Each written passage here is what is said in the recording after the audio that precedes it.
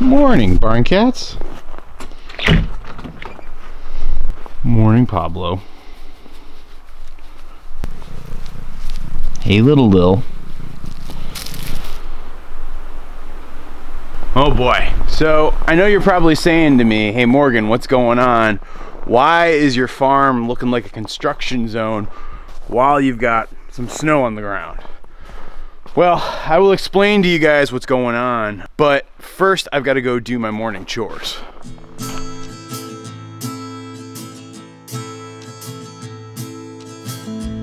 I remember when we used to say hello.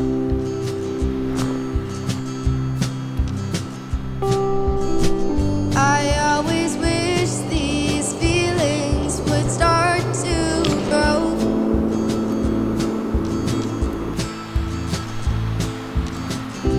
Days and nights passed by and by, but you were still there in my mind.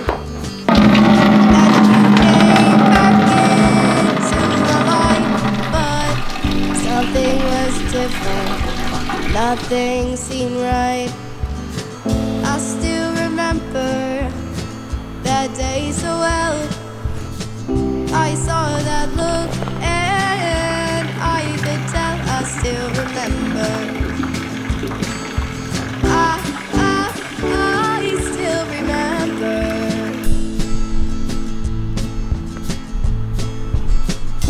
Days and nights passed by and by, but you were still there in my mind. Then you came back into my life, but something was different. Nothing seemed right. I still remember that day so well. I saw that look and I could tell. I still remember.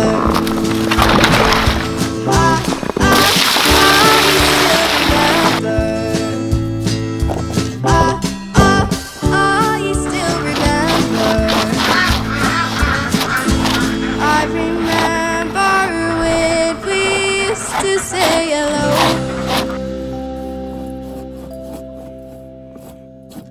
I always wish these feelings would start to grow. Release the Kraken!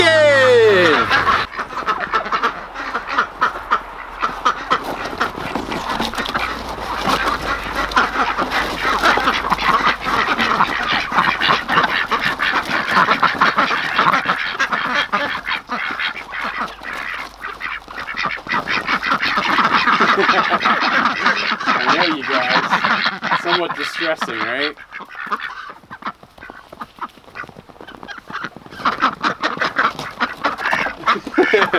Yeah, this is winter.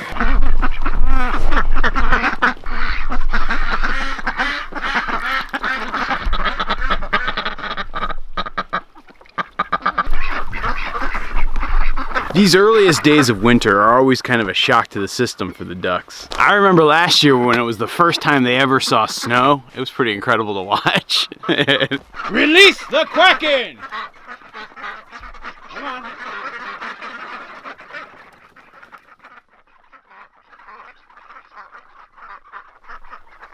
Now they're just sort of cranky about it, but you know, hey look, this is what it is. It'll be like this for the next 6 months. I think we still have a cranky duck in there. It's one of our teenagers. She's just not used to this whole snow thing yet.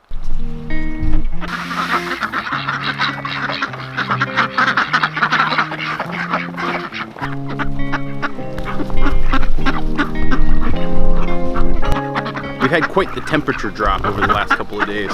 It went from being in the low 30s to upper 20s to it's about 14 degrees right now. So yeah, in the span of about 48 hours. It's a little bit of a culture shock for these guys, but they'll get used to it. Last year we had them out here in negative 20, negative 25 degree weather and they were fine, but it's like a progression. They have to build up to it. And right now they're sort of just getting used to everything. The other nice thing is I built the duck house with so much extra space that if I need to keep them inside because the weather's so bad, I can. I don't know if you guys noticed it in the opening montage, but there's definitely a track of an animal that was wandering around here last night during the snow.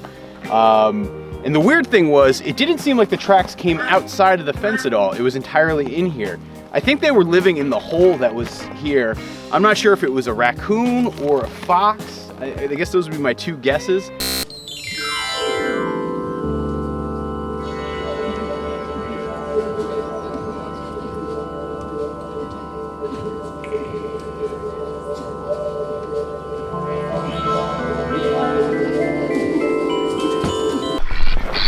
Everybody's decided to take shelter under the shelter. Hey guys. So there's this video game called Stardew Valley, and in the video game you get to create your own farmer and then create your own farm and have imaginary crops and build imaginary buildings and have imaginary animals. And actually a friend of mine on Twitter, she watches a lot of these videos, she actually was telling me that she named all of the ducks that she was raising, because in this video game you can raise your own duck flock. She actually named most of her ducks after ducks in our flock. So there's like a Mundungus and a Samuel and a Jemima and a Samson. It's pretty gosh darn adorable if you ask me.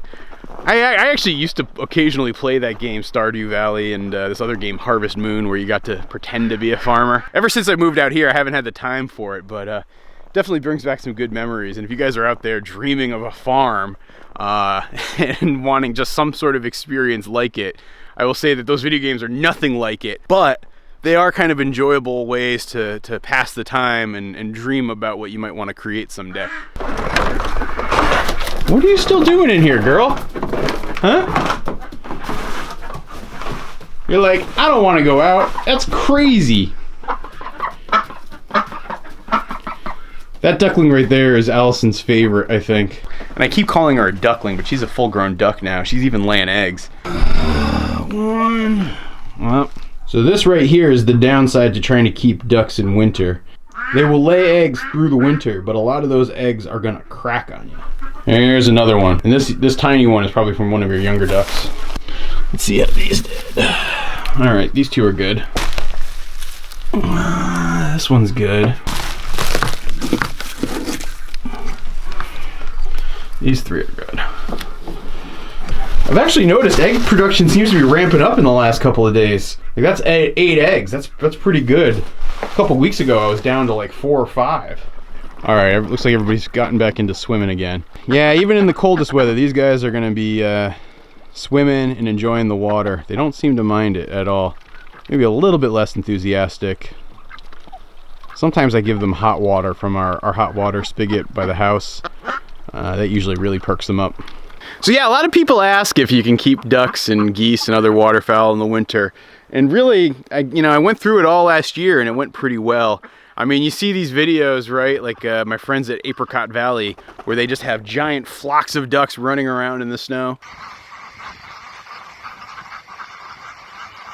Yeah, that's pretty much my dream for this place someday. There's a little bit more work and you have to do things a little bit differently than in the summer and spring and fall. They don't really care. They kind of enjoy it. So I've got this project that I've been working on over the last couple of days, and it involves the chickens and the geese. And so let's go continue that science project. By the way, if you guys like the music in this video today, it comes from this group called the Kingdom All-Stars. The group is basically focused on musical education and musical opportunities for kids here in a rural area like Vermont's Northeast Kingdom. They do some awesome work. It's a nonprofit, and I think they make some pretty dang good music too. So if you want to check them out and maybe even help them out, I'll leave a link down below in the description for their website. Good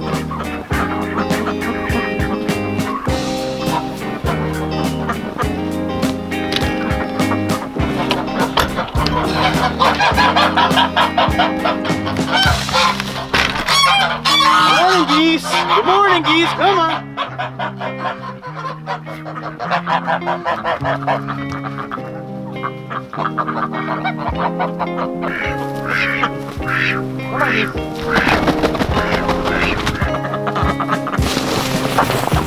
The geese are really not used to the snow yet.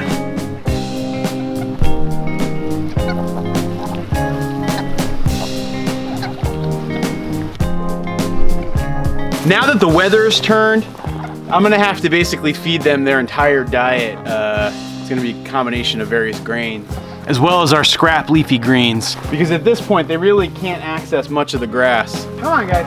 Come on, guys.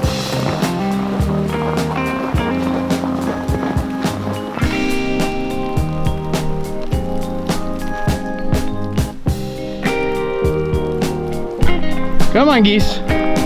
Let's go. Come on. We're going to the same place we went yesterday. Come on.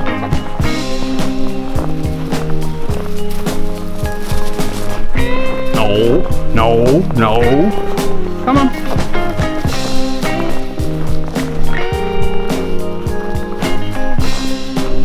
There we go. We got 4 in there. All right, come on. Come on, buddy. You too, guy. Let's go. Go where I'm driving you.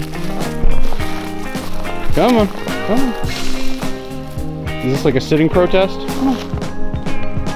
Nudge, nudge. Come on.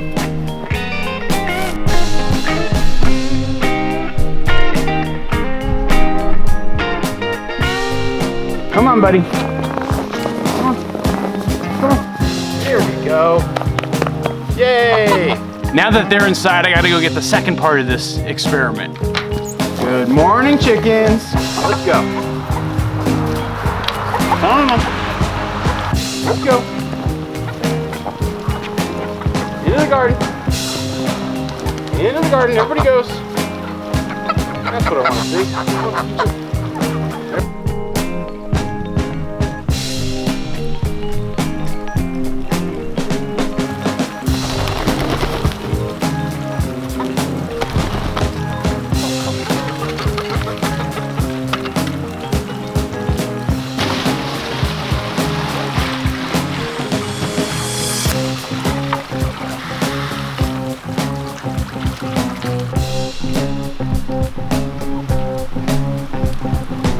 So I've been trying this experiment of mixing the geese and the ducks, but that's turned out to be a total failure. For whatever reason, the geese just bully the ducks hardcore. Can never quite get them to establish some sort of flock truce, and so by virtue of bird law, and we all know that according to bird law, it's 3 strikes and you're out. I'm realizing that I'm gonna have to keep the ducks and the geese separate this winter. But I've been finding that the geese and the chickens get along pretty well. So over the last week, I've been mixing both flocks here inside the garden during the day, and they're doing pretty well. They don't get too caught up in any sort of flock struggles. The geese are definitely the dominant animals here and run the show, but the chickens are doing pretty well hanging out with the geese. But you know what animal isn't doing well with the geese? Watch this. Here we have a delightful encounter between a barn cat and geese. The barn cats are terrified of the geese, but fascinated by them. Like every morning as I move the geese out here, Lil watches and stalks, and you know, she just can't seem to get enough of watching them, but realizes that those geese would kick her butt, and so she gives them a wide berth. Lil, what are you doing? Get down from there, girl.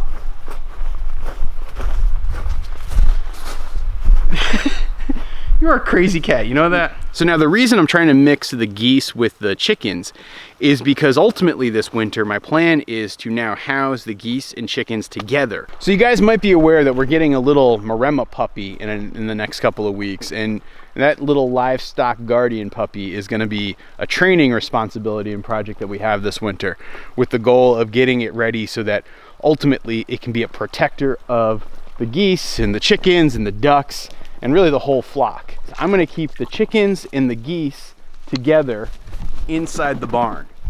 And so it's gonna be chickens, geese, and livestock guardian dog. So let me show you what the setup is gonna look like here. So this kennel right here is where I'm gonna house the dog. So when I'm not around and I'm not able to supervise the puppy, the dog will be living inside this kennel. I'll also include a crate and a dog house, obviously, but that'll be where the dog stays. I also plan to house the geese in this chicken tractor. I'm gonna throw some greenhouse plastic on it to keep it a little bit warmer, but this will ultimately become the house for the geese. I will do a deep litter bedding method here with this dirt floor that I have, It's really just ancient cow poop and dirt and rock, so it should do pretty well. And I've also recently completed this chicken coop. This chicken coop is semi-mobile. Like, I was able to muscle it my way down here. It probably weighs about, I don't know, 600 pounds or so. It's sturdy, it's airtight, predator-proof, it's built for the winter. It's pretty much complete. The only thing I actually really need to do is paint it, and I should put some like roofing shingles on there. But because it's gonna be housed underneath the barn this winter, I'm not in any sort of rush to do that. It's gonna basically be a fence that runs from here up around to that chicken tractor, and then from this chicken tractor over here to these posts, and then ultimately outside the barn. And I gotta finish putting in some T-posts that are gonna ultimately go right here. And so I'm gonna create a little bit of a yard for the chickens and the geese and the dog. The dog will, like I said, stay penned up most of the time, but when I'm around to supervise it, I'm gonna give it opportunities to access the flock. That way I can make sure it's doing the right type of behavior. And on top of it all, it'll just be living right inside there with the entire flock running around here, around it at all times. So my hope is that it sort of gets used to that presence of the birds, and that will help the puppy understand that it needs to treat them good and protect them. I've had a couple of trainers suggest this method to me, and so this is the route I'll be going. The dog's not going to show up for a couple more weeks, but because we're getting snow and because the weather's getting so rough and cold right now, I will be moving everybody into the paddocks. I got to finish that off today. So that's one of the two major incomplete projects I got going on right now. The other major incomplete project is the one that we started this video with, which is why there is a large excavator in our front yard right now. A couple of years ago, right before I moved up to Peacham, Vermont from Washington, D.C., I was up here for a weekend to try to get some stuff settled here with the farm. And it was like late April, and I flew into Logan Airport, and I rented a truck in Boston.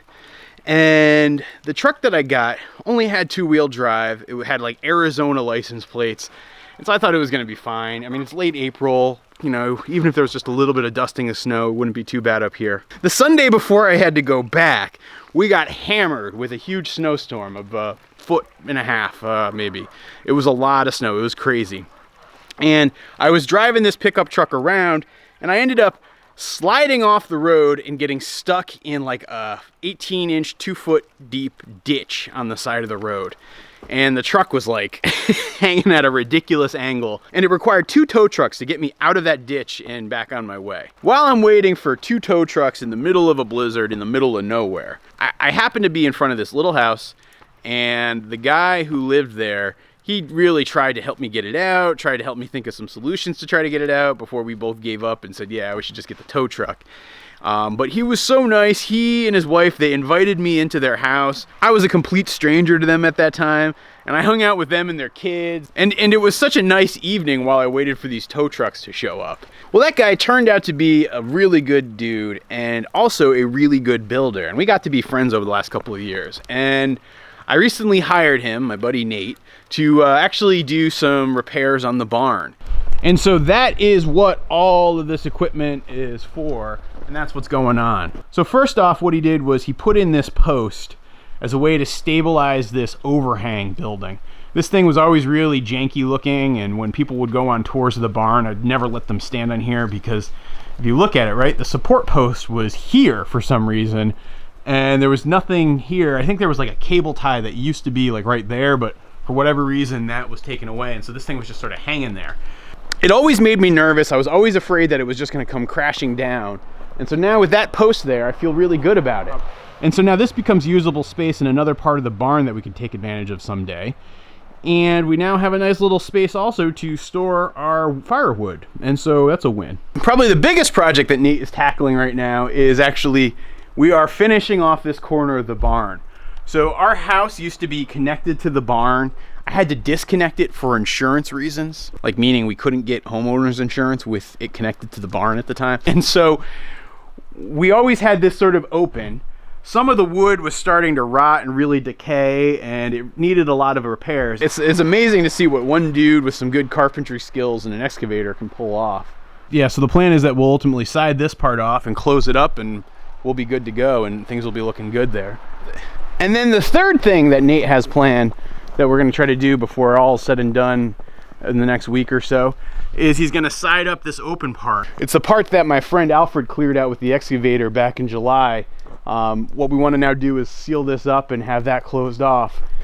We still have a lot of other things we're going to be doing with the barn, including trying to replace the roof. The state of Vermont has these historic preservation grants that they offer up to owners of old historic barns, and we qualify based on their criteria of historic barnness. We applied for one last year. We did not get it. I'm planning on actually trying to apply for it again so that we can actually get some matching funding to replace the roof. In some ways, I kind of feel weird about trying to ask for this, government handout, but at the same time, it's literally a pot of money that the state sets aside for this exact purpose. If it wasn't for preservation funds like that, I'd probably be better off just tearing this thing down and starting fresh for what I actually need for my farm, versus the retrofitting I've been doing. Based on a video that I made last year on this topic and got just a ton of angry comments, I know it's somewhat controversial. And I know you guys might be wondering, well, where am I getting the money to hire Nate to do all this work? And there was something I actually left out of that last video I made about how much money we make from the farm and where that money's coming from. I talked about all the farm revenue, but there was one thing I left out, which was the YouTube AdSense revenue. And to be honest, I'm actually using the money that I earned from YouTube to pay Nate to do the work on the barn. So I guess technically speaking, it's been you guys watching these videos that's helping pay for the barn. So I do want to say thank you to that. I also want to say thank you to a lot of those folks who bought t-shirts and canvas shopping bags from us that were about saving our barn. Those are actually still for sale if you want to do it, and the money will go to future projects, as well as a couple of kind folks who gave us money through Patreon and PayPal. And so I just do want to say thank you, because without your help, a project like this would not be possible. So yeah, it's just kind of exciting to see all this progress that we have, even as the snow's starting to fly.